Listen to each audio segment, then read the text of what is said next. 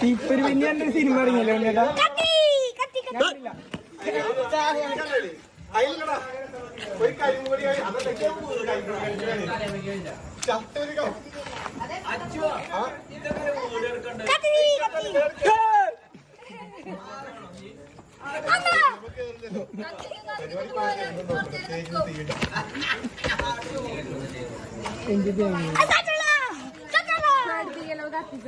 അടുത്ത വിഷുവിന് ഞങ്ങൾക്ക് ട്രെൻഡ് ആവും.